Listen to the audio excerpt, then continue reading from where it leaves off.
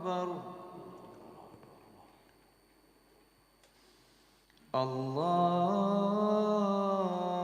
الله أكبر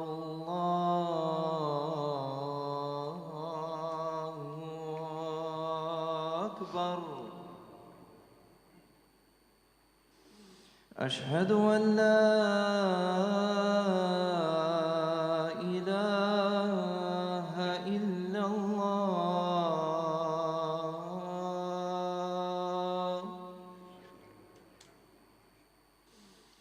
أشهد أن لا إله إلا الله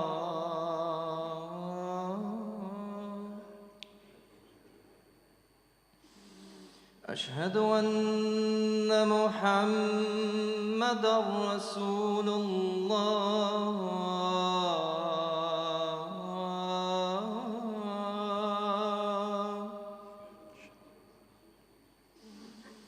أشهد أن محمدًا رسول الله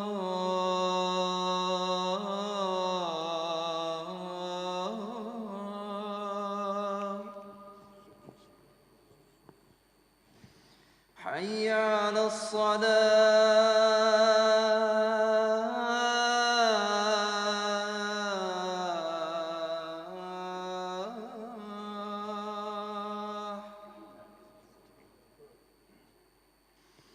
حي على الصلاة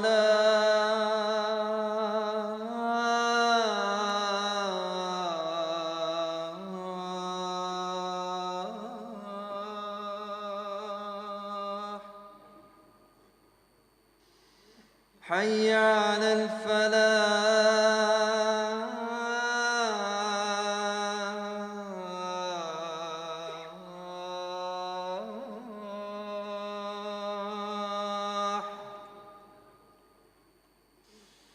حي على الفلاح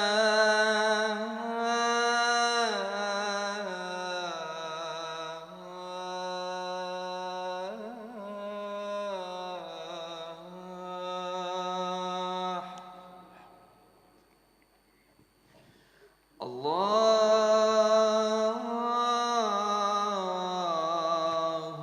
أكبر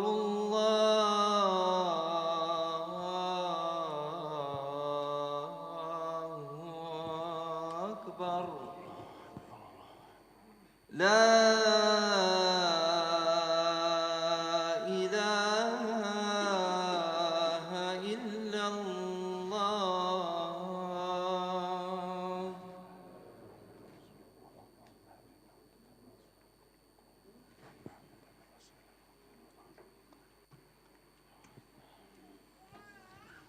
إن الحمد لله نحمده ونستعينه ونستغفره ونعوذ بالله من شرور أنفسنا ومن سيئات أعمالنا من يهده الله فلا مضل له ومن يضلل فلا هادي له وأشهد أن لا إله إلا الله وحده لا شريك له وأشهد أن محمدًا عبده ورسوله يا أيها الذين آمنوا اتقوا الله حق تقاته ولا تموتن إلا وأنتم مسلمون أوصيكم ونفسي بتقوى الله فإن الله تعالى مع المتقين وبعد. The previous Jum'ah, the week before last, we spoke about the importance of parenting and the importance of looking out for the best interests of our children, and we spoke about the danger of the smartphone and smart devices when it comes to children. And likewise, we did discuss to some degree the dangers that these devices have upon us, i.e. the adults. This Friday, I would like to talk about a particular type of drug which is affecting many young people, many children, unfortunately. And it's also affecting many adults. And some of the symptoms associated to this drug: depression, anxiety, loss of interest in life, a failure at school or at work, depending on where a person is in their life. A breakdown of marriages is a consequence of this drug, and a breakdown of general social skills and social relationships, i.e. relationships in real life. And when this drug is taken away from its user, it can lead to agitation, it can lead to aggression. It has even led, in some cases, to children physically harming their parents. And the drug that I am talking about, again, is not recognized as a drug, unfortunately. But when you look at the statistics associated to this, it is clearly a drug. But it's a drug of a different kind. It's not a drug that is consumed orally. It's a drug which is consumed through the eyes.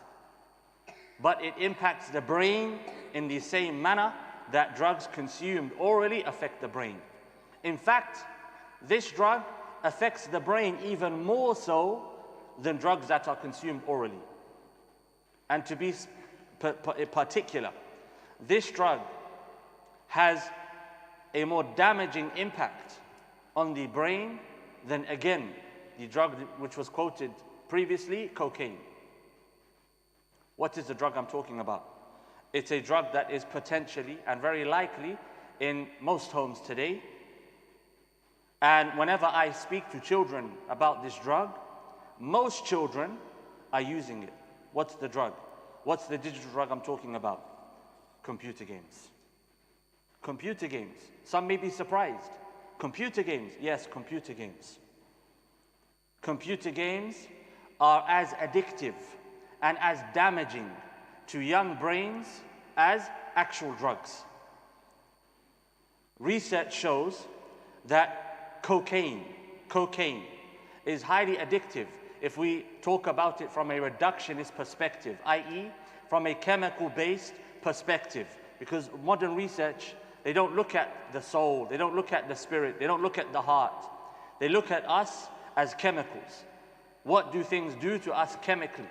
And when speaking about cocaine, they say that cocaine increases a person's dopamine levels by 100%, i.e. an 100% increase in dopamine levels above baseline.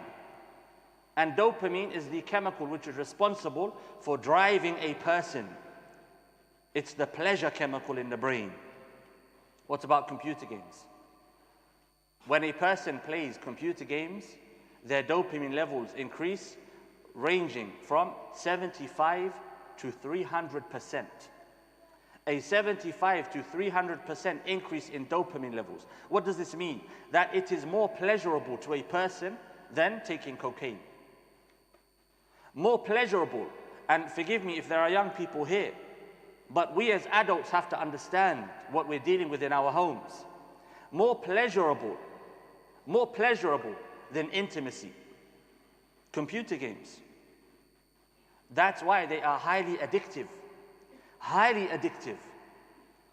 And in fact, in some countries today, computer game addiction has become a clinical disorder. i.e. a person can take their child to the GP and say, my child is addicted to computer games, and they will be treated as if they have a mental health disorder.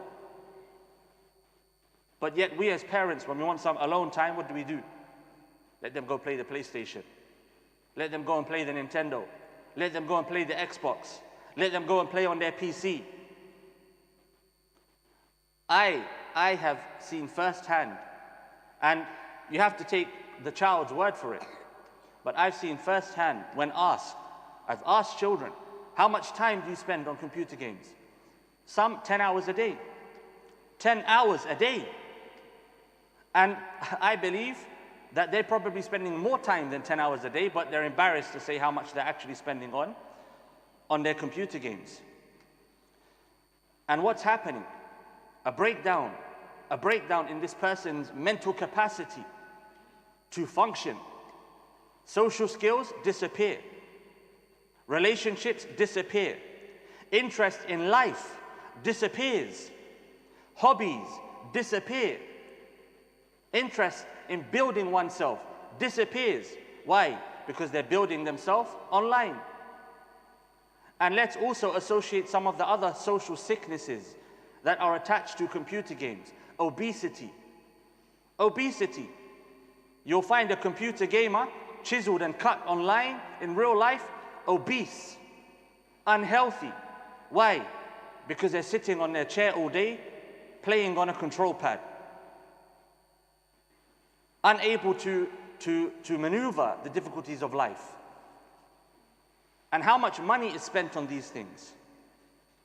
In fact, there are actually now in many cases children stealing money. Stealing money. Why? So they can buy online credits for a game. Stealing money. What does that sound like? It sounds like a drug addict. A drug addict will steal money from their parents, from their spouse, from their friends. Why?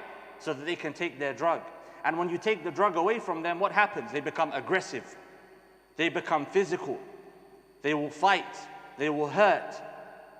This is what children are doing with computer games.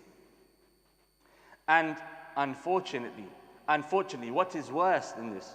What's worse? Because for children, we can excuse them. They don't have the ability yet to control themselves. And these things, computer games, consoles, social media, phones, tablets, and again, forgive me for talking about something so crude, but pornography, these things have been designed. They have been designed to destroy a person's mind. They have been designed to be highly addictive. Drugs, previously, they were cooked in the kitchen. Today, they're cooked on a computer. And they are delivered to us on smartphones, and on computers, and on games consoles, and on other digital mediums. We have to understand what we're dealing with. What's worse than a child that's addicted to computer games? An adult that's addicted to computer games. An adult who's addicted to computer games. An adult who spends 6 or 7 hours a night playing computer games. And that's what's happening. That's what's happening. Marriage is breaking down. Why? Because the husband wants to play computer games all day. It's not befitting of a man. It's not befitting of a man to sit there and play computer games all day, like a child. But in society today, it's okay. It's okay. Gamer culture. No, for us as Muslims, we shouldn't believe or be invested or agree to gamer culture. And I'm sorry, I'm going to be harsh and I'm going to be very critical. But you look at gamer culture, it's like grown men acting like kids. Grown men sitting and playing games with colorful hats on and colorful clothes. What's that? What's that? Islam is a deen for men. It's a religion of rujula. It's not a religion for boys. And a computer game addict is infantilized. They are captured and caught, and they're kept in an infant state. The lost boys of Peter Pan. That's what modern society wants men to be. Who are the lost boys? The boys that never grow up. They don't want to grow up. They're stuck in between childhood and adulthood. Grown men still watching computer games. Grown men still playing computer games. Grown men watching TV shows that are designed for children, cartoons and so on and so forth. Grown men, and we're dressing like kids. Whereas when you look back, young children would dress like men. Now, men dress like kids. Young children would copy grown men in their interests. They would try to emulate the adults. Now, the adults are emulating the children. 50 years old, acting like he's 16. 40 years old, acting like he's 20. For us, not acceptable. And some may be offended. Let's be offended. Because sometimes, in order to change, we have to be offended. And if we want to look at Gaza, we want to look at our ummah, we want to look at what's happening around the world, we can't cry tears but act like children. We can't shed tears but spend 6 or 7 hours a day playing Call of Duty on a games console at home. Even worse, Fortnite. Even worse, the other types of games that grown men are playing. And perhaps some might call me old-fashioned, but even worse than a grown man addicted to computer games, a grown woman addicted to computer games. That's even worse than a grown man. And that's what's happening. These devices are designed to trap us, designed to trap our children. And they are digital pacifiers. Digital pacifiers. You want some peace of mind for yourself? Put the dummy in the child's mouth. But we're destroying them like this. How many books does a person who plays computer games read? Hardly any. Hardly any. Why? It's boring. Nature, boring. Hobbies, boring. Building, boring. But it's an amana. كلكم راع ومسؤول عن رعيته. Every single one of you, you are a shepherd, and you are to be questioned about those who you shepherd. Every single one. The Prophet ﷺ said, every single one of us. And the Prophet ﷺ, he also said, إن لربك عليك حق وإن لنفسك عليك حق وإن لأهلك عليك حق فأعطي كل ذي حق حقه. The Prophet ﷺ, he said, your Lord has upon you rights. Yourself, you have upon yourself rights. Your family, you have upon your family have upon you rights. And so give every person or everyone their due of your time, of your investment. My body is an amana. My brain is an amana. My children are an amana. My time is an amana. My community, amana. And so, smartphones, tablets, computer games, consoles, we need to start to understand what these devices are. We have to understand them. And for a young man, if you are a young man and you're playing computer games, get rid of it. Get rid of it. I know a young person, not as young as he was at the time. He became highly addicted to computer games. I believe he had a PlayStation or something like this, PlayStation 3 or whatever it was. He became highly addicted. And he was in the pursuit of memorizing the Quran. And his PlayStation, he would stay up all night playing it, addicted. He couldn't stop. His parents tried to help him, so a more harsher intervention was needed. His Quran teacher came to his home when he wasn't there and took his PlayStation away. Took it away. And he's a friend of mine, this individual. Took it away. He came home, the PlayStation is not there. Forced into cold turkey. Yes, cold turkey because it's a drug. What happened to that young man? He's now a hafiz of the Quran in the 10 qira'at. He studied with some of the well-known mashayikh of Medina. Internationally well-known. He has a very close relationship to some of them. He studied the various sciences of Islam, the Arabic language, fiqh, usul al-fiqh, hadith, and so on and so forth. And now he teaches the Quran and he teaches the sciences of Islam, and he is an Imam in a very prominent masjid. What would have happened if his addiction was allowed to continue? What would have happened? He wouldn't be there perhaps to serve his community today. These things are dangerous. They are dangerous.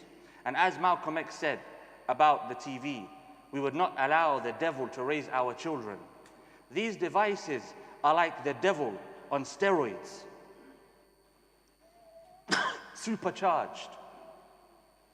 And let's ask ourselves a question about society. Anyone who's lived in London long enough knows that there has been an increase in violence, in criminal activity, criminal mentality, stabbings, shootings, robberies, stealing, cold behavior. And if we were to look, can we draw a correlation between this type of behavior, this type of activity, the normalization of these things, with the addiction to computer games that has taken place in the last 15 years? If a young person is playing a violent, blood-filled game like Call of Duty, where the aim is to kill as many people as you can, effortlessly, without consideration, what's going to happen to the mind? What's going to happen to the mind? And it might be something that sounds a bit silly. But if a person is constantly engaging in digital behavior, and that digital behavior is extremely realistic, hyper-realistic, what is it doing to the mind? Grand Theft Auto. If a person is playing GTA, Grand Theft Auto, stealing cars, robbing, stealing, engaging in major criminal activity online, what we can say about that is that at the very least, it's glamorizing, glamorizing that type of behavior. And some of us, perhaps we've come from those backgrounds. Some of us, perhaps we've grown up surrounded by gangsterism. But that does not justify it. Why? Because Muslims are not gangsters. Muslims are not gangsters. Muslims are supposed to be righteous, upright, morally sound. And so we should not justify this type of behavior, nor should we accept its normalization within our cultures. No. And so with computer games, we have to look at them and the way that they are affecting our young people and affecting us. أقول قولي هذا واستغفر الله لي ولكم ولسائر المسلمين فاستغفروه إنه هو الغفور الرحيم.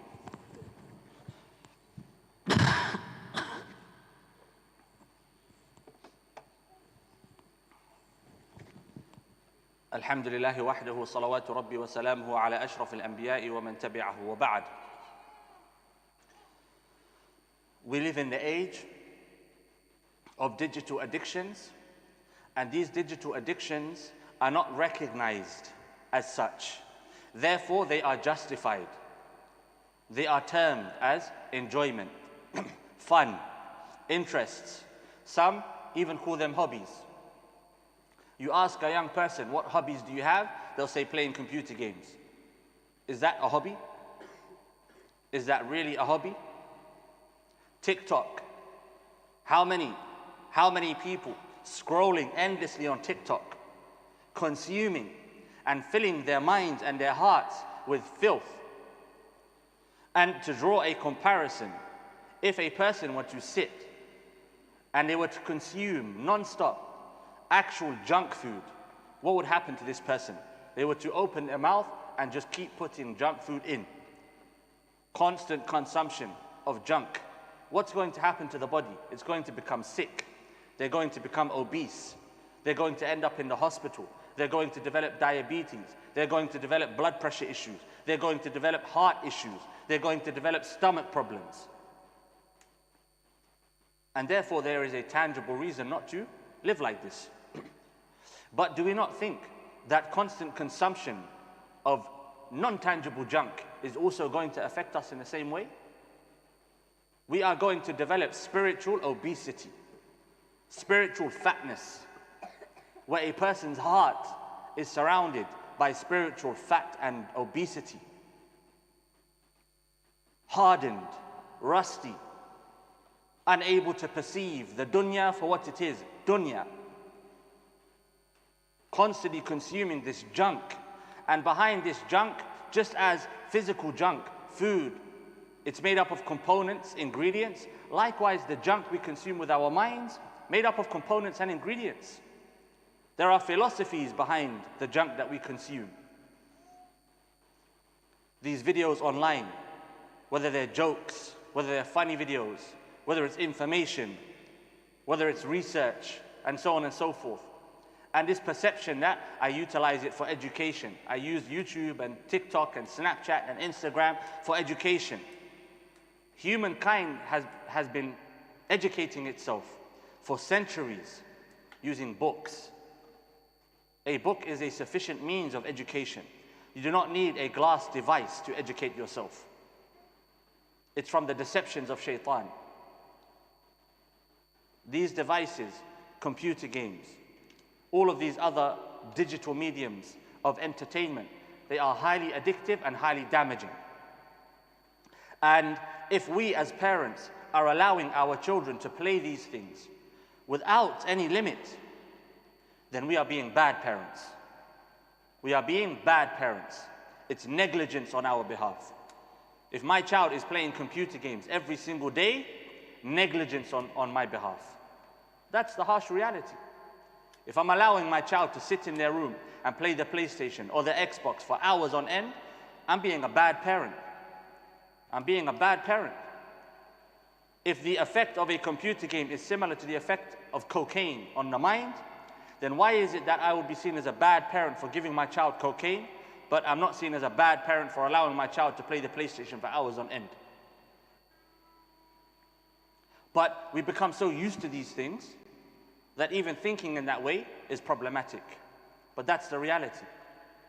That's the reality. And just to conclude with what I mentioned previously, 2 weeks ago, Steve Jobs, when being interviewed by a New York journalist and asked, what do your children think of the iPad? What did he say? My children don't use the iPad. My children don't use smart devices in their home. Why? Because he knows the damaging consequences of these devices, or he knew. These people are aware of what goes into these games. The gaming industry is such a large industry now, perhaps a multi-trillion industry, I don't know. But it is larger than both the film industry and music industry combined in the amount of money that they make. How much of that money they make do they put back into the industry? What type of money are they putting back? They're putting money back into the research. How to addict us. How to entice us. The CEO of Netflix, he said, our main competitor, imagine, is not another video streaming service. He said, our main competitor is what? Sleep. Our main competitor is sleep. These people, some of these founders, some of these individuals that have developed these services, these devices, these games, consoles, etc. Allah subhanahu wa ta'ala can guide whomever He wants. But some of these individuals, they are demons amongst men. They are demons amongst men. They are not out to better humanity. They are not serving the interests of humanity. They are taking us away from Allah subhanahu wa ta'ala and taking us away from benefiting our dunya. And so, really, they are the tools of shaitan if they are not working for shaitan. And an idle man becomes the tool of shaitan.